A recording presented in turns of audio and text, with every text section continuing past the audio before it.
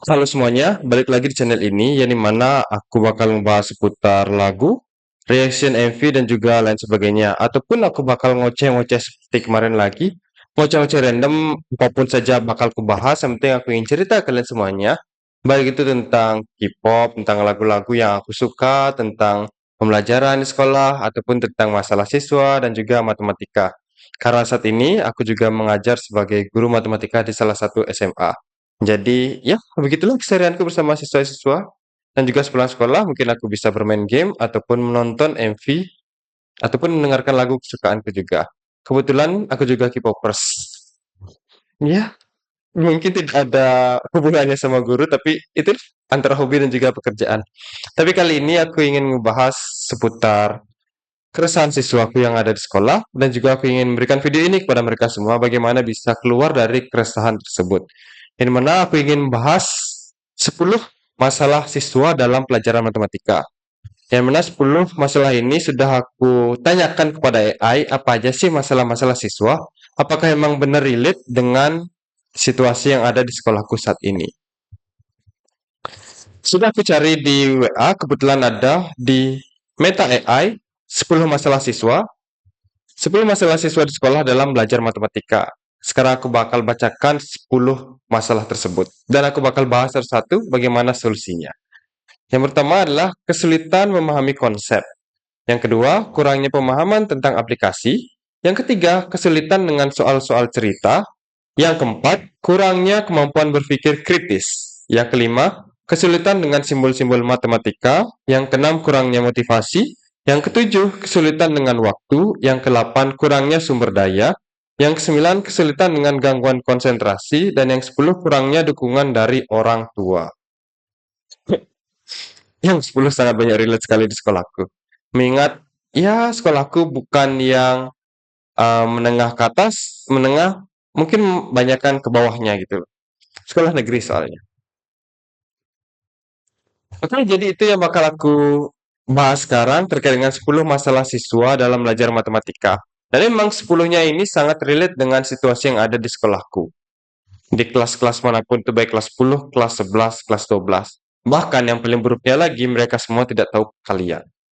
Perkalian 1 sampai 10 yang gampang pun mereka nggak bisa. Iya, begitulah sungguh mirisnya. Siswa-siswa sekarang yang apa-apa serba merdeka, yang mana mereka tidak dituntut untuk bisa pintar di segala hal, tidak perlu belajar karena pasti naik, dan pasti nilainya semuanya aman, karena sudah dijamin oleh adalah itu. Ya begitulah situasi di sekolah saat ini. Jadi tidak ada tekanan bagi siswa untuk belajar lebih fokus lagi seperti zamanku dulu, karena ada yang namanya tidak naik sekolah dulu. Tapi sekarang sudah dihapuskan mungkin, jadi semua siswa santai. Masuk sekolah pun gampang, ada jalur zonasi. Zonasi. Siswa yang rumahnya dekat dengan sekolah, ya apa yang harus belajar? Mereka bisa lolos karena sekolahnya jaraknya dekat sekali. Seperti itu situasi yang sekarang ini. Dan aku gak mau bahas itu, aku mau bahas matematika karena basicku ada di matematika. Aku lupa tadi masalah yang pertama apa. Masalah yang pertama adalah, mohon maaf aku batuk karena masih dalam keadaan sakit, kesulitan memahami konsep. Kesulitan memahami konsep dalam matematika itu adalah hal wajar karena kita dari SD maupun SMP maupun di SMA yang selalu diberikan oleh guru-guru itu adalah rumus rumus apa ya? Rumus jadinya, bukan mentahannya, gitu loh. Seperti halnya jika kita ingin membuat sebuah karya poster itu, kita diberikan oleh tutor kita itu karya-karya yang sudah jadi, poster-poster yang sudah jadi. Ini yang sudah jadi, caranya seperti ini buatnya. Biar hasilnya kayak gini itu. Bukan mentahannya yang diberikan. Jadi kita seolah-olah ia hanya mengikuti yang sudah jadi itu aja, tanpa tahu dari mana dasarnya, dari mana konsepnya, dan dari mana semua itu berasal gitu. Kita nggak tahu itu semua. Jadi ya siswa bakal kesulitan. Walaupun mereka sudah tahu rumusnya apa, tapi implementasinya juga mereka kurang. Seperti halnya dalam fungsi. Fungsi yang namanya ya, aku lupa. Ya, ada fungsi misalnya X ditambah 4 sama dengan 3. Jadi ada variabel X dan juga bilangan 4 dan juga 3. X ditambah 4 sama dengan 3. Kebanyakan siswa mengatakan bahwasannya tinggal pindahin aja 4-nya ke ruas kanan. Sehingga X sendirian dan 3 sama 4 bisa dioperasikan. Seperti itu. Memang benar, tidak ada salahnya, karena seolah-olah angka 4-nya tersebut bergeser ke kanan ataupun berpindah ke kanan gitu loh. Tapi pada dasarnya, konsep dasarnya itu salah. Angkanya itu tidak berpindah, tapi bagaimana kita membiarkan variabelnya itu sendirian dengan menghilangkan bilangan yang ada bersamanya. Asik. Kita ke yang ketiga lah. Ini kita jadi yang ketiga merebut pacar orang biar dia sendirian gitulah kasarnya ya. Jadi gini, X tambah 4 sama dengan 3. Bagaimana cara menghilangkan 4 yang ada di X tersebut? Kita lihat dulu, X sama 4 itu operasinya apa? Perkaliankah, pembagian, penjumlahan, ataupun pengurangan.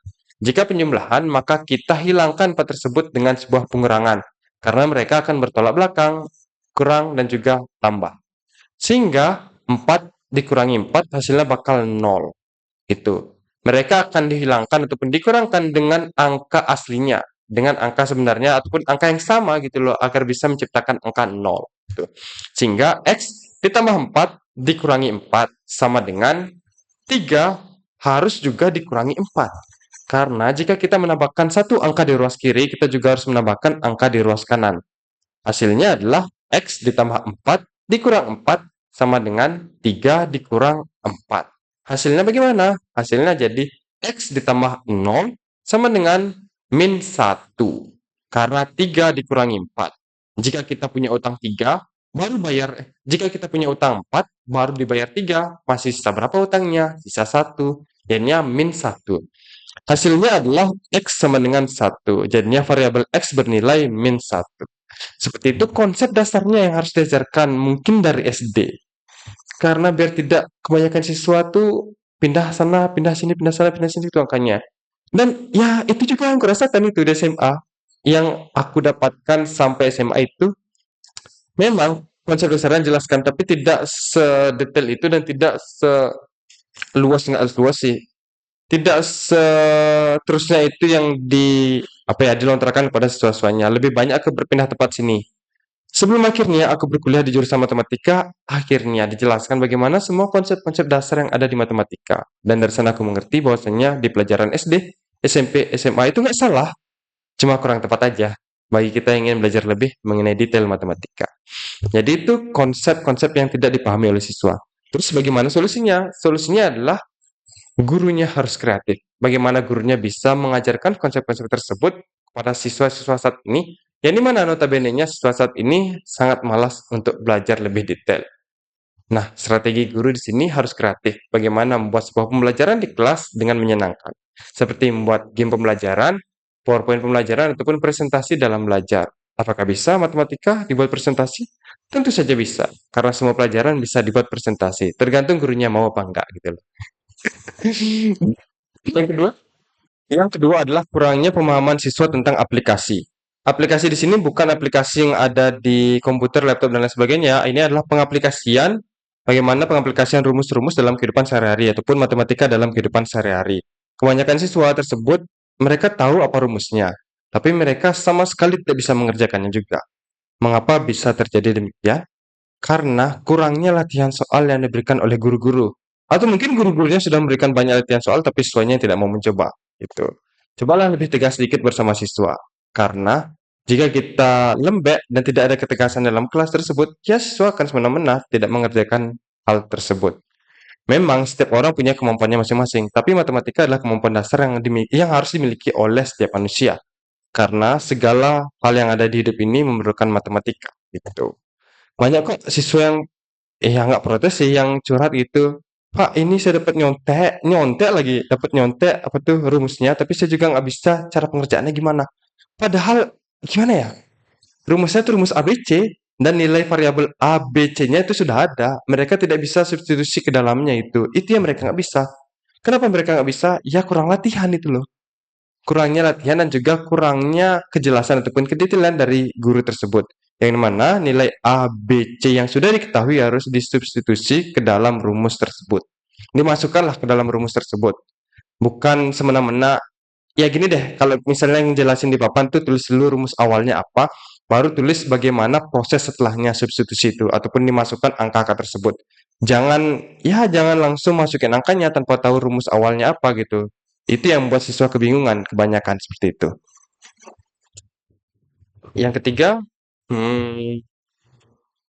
kesulitan dengan soal-soal cerita. Iya, kebanyakan siswa juga sulit dengan soal-soal cerita. Bukan karena mereka nggak mampu untuk menjawab soal tersebut, tapi mereka malas baca. Kurangnya literasi dan juga numerasi di Indonesia sangatlah tinggi. Tidak hanya di kalangan SD, SMP, SMA pun bahkan mereka sangat malas membaca gitu.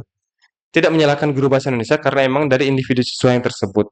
Seperti itu kenyataannya saat ini gitu. Jadi kita tidak bisa menyalahkan siapapun.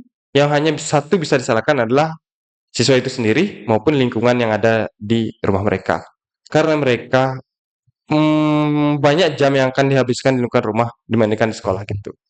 Seperti itu. Jadi, tugas kita sebagai guru apa? Kita harus memberikan ataupun melatih siswa dengan soal-soal cerita yang ada. Bukan memanjakannya karena siswa tidak bisa soal cerita, kita tidak berikan soal cerita, enggak. Jangan dimanjakan seperti itu. Karena kita ingin mereka juga bisa mengetahui ataupun menyelesaikan soal-soal dari berbagai macam jenisnya gitu loh.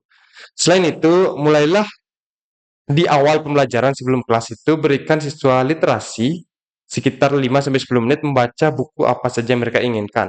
Tapi karena kebetulan matematika mungkin bisa berikan mereka membaca buku LKS ataupun buku paket yang mereka pegang seperti itu. Mungkin 5 sampai 10 menit untuk semuanya baca karena dengan membaca tersebut akan melatih mereka merespon otaknya dengan cepat. Seperti itu. Melatih pelafalan mereka juga karena banyak juga orang yang baca pun masih salah gitu loh. Misal bilang seperti seperti gitu. Ya agak aneh sih. Ya banyak aku temukan itu loh. Mereka suruh baca aja banyak yang tipu gitu loh. Typo. Astaga. Cuma baca doang loh. Gimana kalau kita dongeng atau bercerita gitu. Astaga. Dan juga hal yang paling penting dalam soal cerita adalah bagaimana kita harus bisa memberikan feedback yang baik kepada siswa.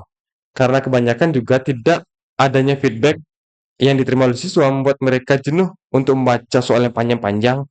Dan mereka nggak tahu bener apa nggak jawabannya tuh mereka nggak tahu loh disuruh nyari sendiri loh. Udah capek-capek jawab soal panjang-panjang disuruh nyari sendiri juga jawabannya kan. Kita sebagai guru bisa memberikan feedback yang baik pada siswa. Memberikan apresiasi juga pada siswa karena soal yang panjang tersebut intinya cuma ada satu gitu. Tapi bagaimana mereka bisa fokus dalam pengerjaan soal tersebut itu yang harus diberikan apresiasi dan juga feedback yang baik bagi siswa-siswa nantinya. Sampai juga ngomong banyak ya. Soalnya kalau guru matematika itu tidak terlalu banyak omong di kelas, langsung praktek bagaimana diskusi dengan siswa, nulis di papan dan lain sebagainya gitu. Tidak bercerita seperti guru sejarah gitu. Yang keempat adalah, nah ini juga nih, kurangnya kemampuan berpikir kritis. Ini nyambung juga dengan kurangnya siswa dalam pengerjaan soal bercerita. Di mana, apa ya, tingkat kemampuan siswa saat ini membuat mereka kurang dalam hal berpikir kritis. Mengapa? Karena ketika mereka berpikir kritis, otaknya nggak nyampe gitu loh. Karena ketika mereka berpikir normal aja, mereka bisa mendapatkan yang bagus. Apa yang harus berpikir kritis dan juga apa yang harus dikritisi di sekolah gitu loh. Ini bukan sebuah pemerintahan, ya gitulah. Gitu. Karena kemampuan berpikir kritis ini tidak semena-mena datang dari sekolah, enggak. Itu datang dari lingkungan pribadi siswa tersebut. Bagaimana di rumahnya diajarkan bagaimana berpikir kritis menghadapi masalah yang ada di kehidupan keluarga sehari-hari seperti mencuci piring setelah makan. Itu harus berpikir kritis karena kita harus tahu apa penyebabnya. Mungkin bakal menyebabkan bau yang sangat busuk, kecoa datang kemana-mana. Itu yang harus diajarkan di rumah. Tuh. Dari sanalah, dari hal-hal kecil itulah pikiran kritis siswa akan muncul itu. Karena mereka relate itu loh. Bisa diajarkan juga buang sampah pada tempatnya. Karena kalau kita tidak buang sampah pada tempatnya, apa penyebabnya gitu? Apa penyebabnya? Apa akibatnya gitu loh. Setelah tahu apa akibatnya, ya karena sudah terlanjur kita cari tahu apa solusinya gitu loh. Dari sana kita mulai dengan hal-hal kecil, hal sederhana.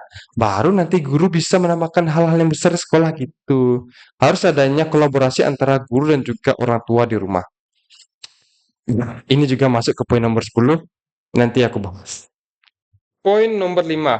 Kesulitan dengan simbol-simbol matematika. Dan ini masih menyulitkanku saat ini. Bahkan guru pun sulit menghafal ataupun mengetahui bagaimana membedakan simbol-simbol dalam matematika. Apa itu alfa, beta, gamma, theta, plus, minus kan nggak apa tuh ya. Bagi akar, integral, apalagi ya, pangkat, dan lain sebagainya. Itu yang siswa nggak bisa. Misal ada soal, A pangkat 2 dikali B pangkat 2. Kebanyakan saya bilang gini, A2 X B2. Sumpah yang paling parah tuh X tuh dibaca X bukan kali gitu loh. Apalagi titik. Ya biasalah kan di matematika juga kali bisa disimbolkan dengan titik. 4,5 sama dengan 20. Itu yang mereka baca, bukan 4 kali 5 sama dengan 20 karena mereka tidak tahu simbol-simbolnya. Terus bagaimana caranya? Mengenalkan pelan-pelan kepada siswa. Karena banyak siswa juga tidak suka matematika dan mereka tidak mau tahu apa itu dari matematika. Ya sebagai guru harus sabarlah mengajarkan siswa terkait dengan simbol-simbol yang ada gitu. Harus mulai mengenalkan simbol-simbol matematika. Ya mungkin pada dasarnya tidak digunakan dalam kehidupan sehari-hari, tapi nggak ada salahnya kita mengenalkan pada siswa. Siapa tahu mereka mau jadi seperti kita guru matematika gitu loh. Jadi tidak ada salahnya mengenalkan sejak dini.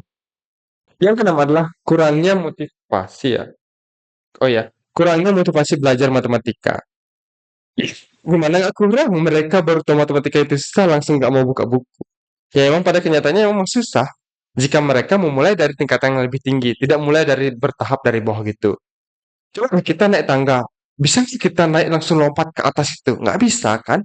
Ada tahapannya dari bawah pelan-pelan naik ke atas gitu. Itu namanya anak tangga. Kita harus memakai teori anak tangga, belajar dari hal mudah tersebut terlebih dahulu sebelum kita menyelesaikan hal yang paling susah gitu.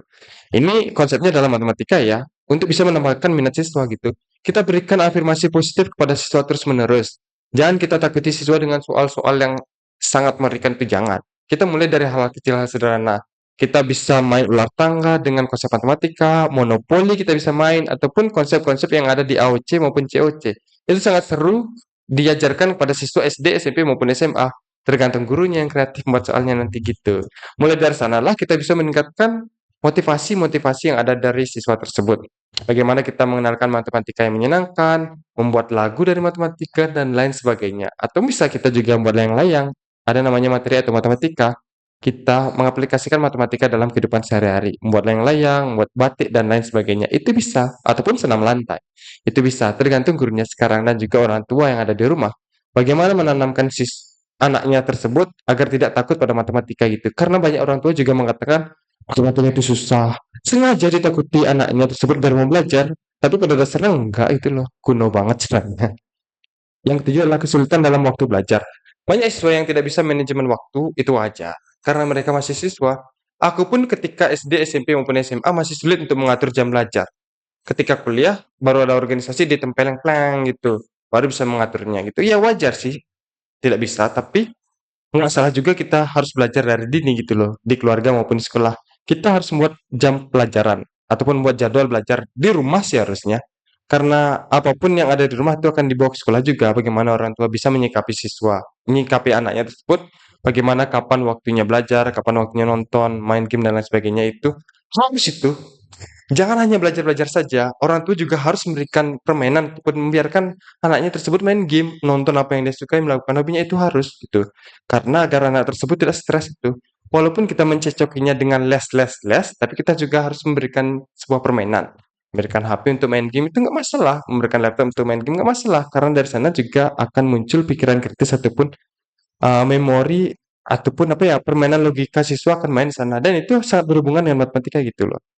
Seperti itu. Jadi tidak ada salahnya memberikan jadwal pelajaran bagi siswa, bagi anak-anak, dan juga memberikan jadwal bermain bagi anak-anak. Karena itu adalah dua hal yang harus berkolaborasi antara satu sama lainnya, harus seimbang itu. Jangan hanya belajar aja, jangan hanya main game saja. Seperti itu. Yang ke-8 adalah kurangnya sumber daya. Jika kita berbicara di zaman seperti sekarang ini, kita tidak bisa bilang kurangnya sumber daya. Karena ketika kita mengklik Google, materi matematika kelas 6, kelas 11, kelas 8, itu semuanya ada. Jadi nggak ada alasan kalian kekurangan sumber daya. Di sekolah juga sudah ada buku paket di perpus dan lain sebagainya. Mau nggak kalian ngambil bukunya tersebut? Ataupun ada LKS, mau nggak orang tuanya bayar? Kalau nggak mau orang tuanya bayar, carikan di internet. Semuanya sudah ada. Printkan ataupun berikan siswa soft copy-nya. Anak-anak kalian tersebut soft copy-nya itu nggak masalah. Asalkan siswa bisa belajar. Tidak ada paksaan untuk membeli LKS karena sudah tidak ada aturan harus menggunakan LKS. Enggak, sudah ada buku paket sekarang dan juga sudah materinya semuanya ada di Google itu. Sekarang tergantung anaknya dan juga orang tuanya mau nggak ikut campur dalam pembelajaran anak itu yang harus dipikirkan saat ini. Dan sembilan adalah kesulitan dengan gangguan konsentrasi. Ya, banyak siswa yang ke distract tidak hanya di sekolah ya, di rumahnya ke distract karena mereka dipaksa belajar oleh orang tuanya, sedangkan orang tuanya dengan senantiasa menonton TV gitu. Ya gimana aku di distract anaknya. Orang tuanya nonton TV santai-santai, anaknya disuruh belajar itu. Kalau mau ya temenin belajar. Atau enggak jangan membuat sebuah keributan yang akan mengganggu konsentrasi anak gitu. Jika kalian ingin menuntut anak untuk belajar dengan serius, maka temani mereka belajar. Orang tua harus rela meninggalkan apa yang dia sukai demi anaknya mau belajar itu. Karena guru pun tidak sanggup jika anaknya tersebut terdistract di rumah. Mereka akan menyalahkan semuanya sehingga mereka juga tidak akan fokus belajar di sekolah gitu. Di rumah orang tua segini, di rumah orang tua segitu, iya curhat jatuhnya di sekolah gitu. Karena mereka tidak mendapatkan pendidikan yang layak di rumahnya. Tidak mendapatkan perhatian yang layak jika sebagai seorang anak yang akan menempuh pendidikan. Gitu. Ya nggak bisa nyalahin sih juga. Siapa yang bisa disalahin? Nggak ada. Dan ini yang paling parah sih. 10. Kurangnya dukungan dari orang tua.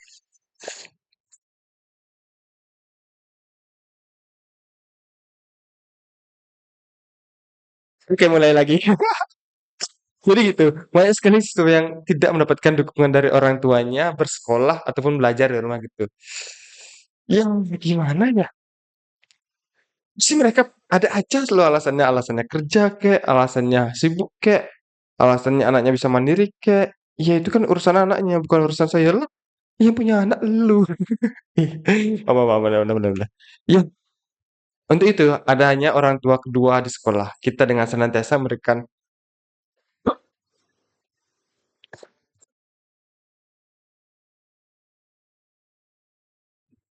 kita dengan senantiasa memberikan dukungan kepada siswa, memberikan afirmasi-afirmasi positif dan juga mengelompokkan siswa yang memiliki pengetahuan yang lebih cepat ataupun yang lebih lambat. Mengapa harus dikelompokkan? Karena proses belajarnya tersebut harus berbeda.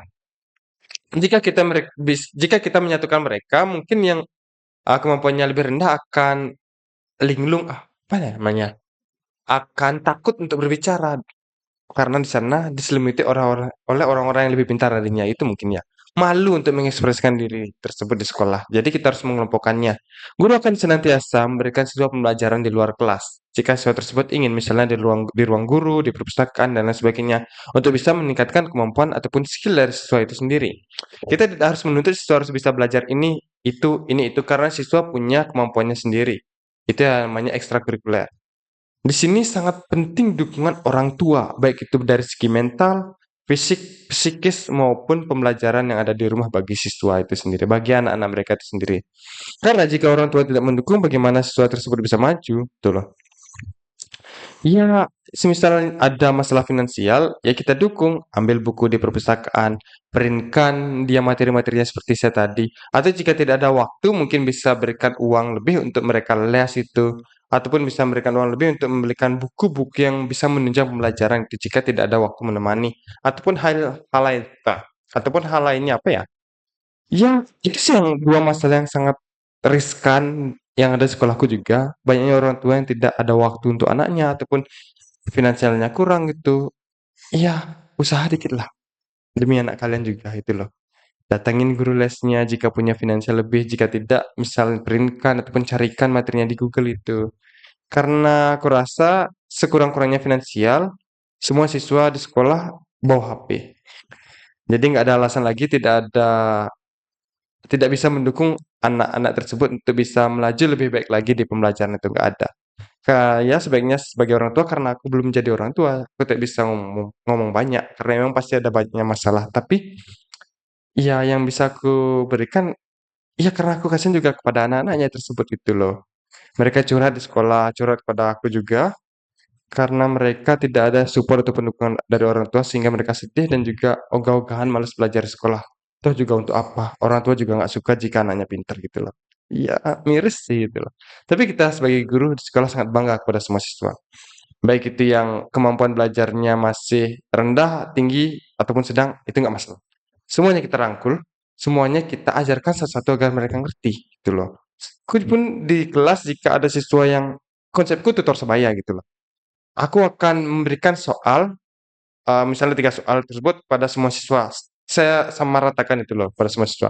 Yang bisa menjawab misalnya 5 orang yang bisa menjawab tercepat, Aku akan sebar ke beberapa kelompok siswa yang masih kurang. Sehingga mereka akan diajarkan oleh teman sebayanya. Sehingga mereka tidak malu bertanya pada guru, karena bisa bertanya pada teman sebayanya. Itu tutor sebaya yang aku sering lakukan di kelas-kelas. Mengingat belajar matematika juga tidak bisa satu orang bercerita ataupun ceramah di papan itu nggak bisa. Harus ada support langsung ke setiap meja ataupun ke setiap individu yang ada. Udah 10 ya? Ya, seru juga sih. Maaf. Seru juga ngobrol kayak ini. Menceritakan keluh kesah yang ada di sekolah kepada kamera. Karena aku orang yang introvert, ngomong di kamera lebih enak dibandingkan ngomong daripada orang lain karena aku tidak mau di-judge ini itu. Ya, ketika video ini keluar, nggak masalah, nggak peduli.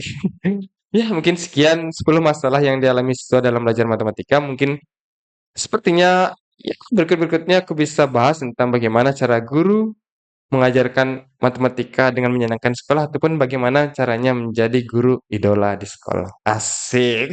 Padahal aku kayak jadi itu pengalamanku mengenangani masalah ataupun 10 masalah yang ada dalam siswa dalam belajar matematika. Semoga kalian suka dengan video ini dan juga semoga siswa-siswaku yang menonton video ini bisa lebih semangat lagi belajar matematika. Mari kita tuntaskan generasi emas 2045 dengan literasi dan numerasi yang kuat bagi anak-anak kita saat ini. Bye-bye semuanya. Thank you so much for watching this video. Bye-bye.